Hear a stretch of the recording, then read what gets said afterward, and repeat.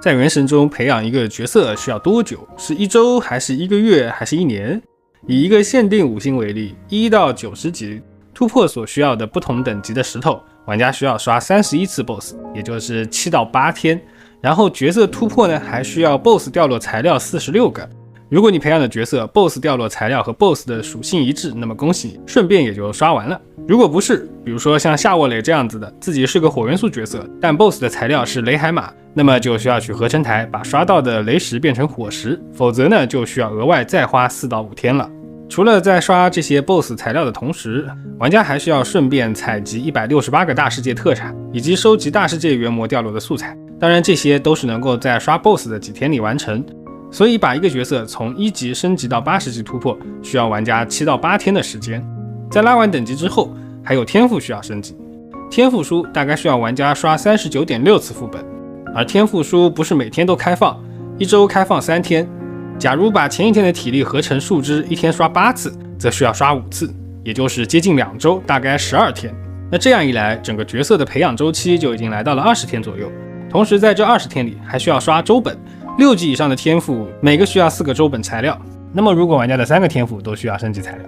按照周本平均掉落2.4个材料，刷周本的时间就长达35天。不过大部分的角色通常只需要升级2个天赋，所以时间在17天左右。接着在角色升级完之后呢，肯定还是需要一把武器，武器的突破材料需要玩家刷11到12次副本，在1周内足够完成，也就是3天左右吧。那么以上这些综合起来，如果玩家先前没有积累，从0开始刷材料，角色基础的养成部分至少需要玩家23天左右的时间。当然大部分的时候玩家都有一定的储备，所以基础养成的部分呢，可能也就是在10天左右，主要花在了查缺补漏上。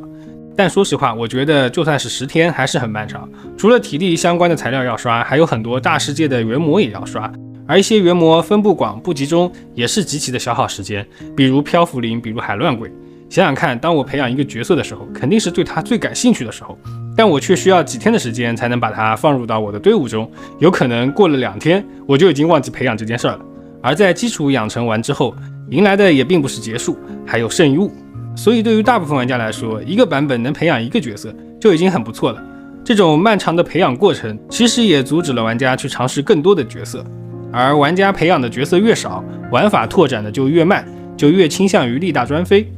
因为从培养的角度来看，选择刚需通用的角色，把强度堆起来，只要受1次苦。但是多练角色就要多体验一回枯燥漫长的培养过程，属实划不来。因此我还是认为原神应该把角色基础养成部分的成本下调，也就是增加各种材料的获取途径和数量。比如地方传奇这么厉害，是不是也可以掉落一些突破用的石头？开宝箱的时候能掉落一些天赋书，还有每日的派遣。那些做菜的食材属实是没什么用，不如换成一些原模的掉落材料。那么当基础养成的成本下来了，拉一个角色不费力了，玩家才有可能没事儿多拉几个角色。而在圣遗物的养成上，我们其实可以曲线救国，通过角色本身的强度提高来降低角色对于圣遗物的依赖。比如龙王很强，所以它达到同等强度所需要的圣遗物要求会低一些。我这个龙王就是所有角色里面练度最低的，只有 16.2 个词条，但它打出的效果是等于甚至好于那些22个词条的角色，就变相的降低了凹圣遗物词条的成本。另外还可以把圣遗物的4件套效果设计得更强一些，来弥补圣遗物出货难的问题。那只要作为强度衡量标准的深渊没有在数值上发生变化，那么角色越强，对于圣遗物品质的需求就越低。然后只要通过怪物的机制去限制那些愿意刷圣遗物的玩家的伤害水平，让他们不至于过分的力大专飞而感到索然无味。那这样的话，玩家养成的体验是不是会变得更好呢？也就会愿意去培养更多的角色了呢？好的，那么以上就是我对原神养成系统的一个看法。我是提瓦特地理，我们下期再见。